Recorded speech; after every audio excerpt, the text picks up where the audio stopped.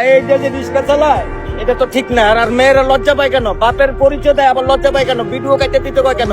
আপনি আরো ভাইরাল করে দেন। আর মেয়েকে আনে ছাড়েন। আর যদি আপনাদের মায়া লাগে তাহলে আপনার বাপের নিয়ে ঘরে রাখেন, ঘরে নিয়ে খাওয়ান, তারে দেখশন করেন। আপনারা তারে রিক্সা লুয়ে ছাড়ছেন কেন?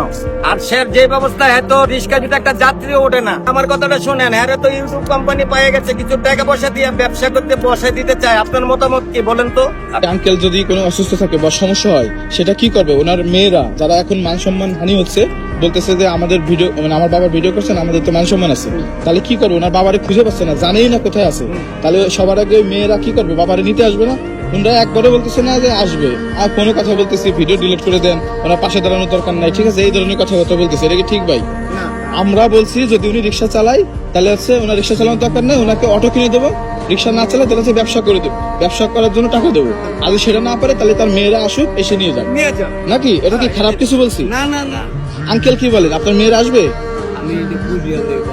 আপনি বুঝে নেন, বুঝে তারপর করবেন। আচ্ছা আপনাকে আমি একটা কথা বলি, যদি আপনি রিক্সা চালাতে চান আপনাকে অটো করে দেবো, যদি অটো না চালাতে চান তাহলে ব্যবসা দেবো, যদি ব্যবসাও না করতে চান আপনার মেয়েরা আসলে আপনাকে নিয়ে যাবে। আপনার যদি কোনো সহযোগিতা লাগে সেটা আমরা করবো, ঠিক আছে? কিন্তু আপনার মেয়েরা আসবে না, ওই দূর থেকে বলবে যে ভিডিও কেন করতেছেন, আমার বাবার ভিডিও করতেছেন, আমাদের মান সম্মান চলে যাচ্ছে, এইটা তো হবে না। আপনি তো একটা অসুস্থ মানুষ, ঠিক আছে? মায়া দেখালে লিগাল হইতে দেখাতে হবে। আসেন, বাবাকে নিয়ে যান, বাবার যদি কিছু লাগে সেটাও আমরা দেবো।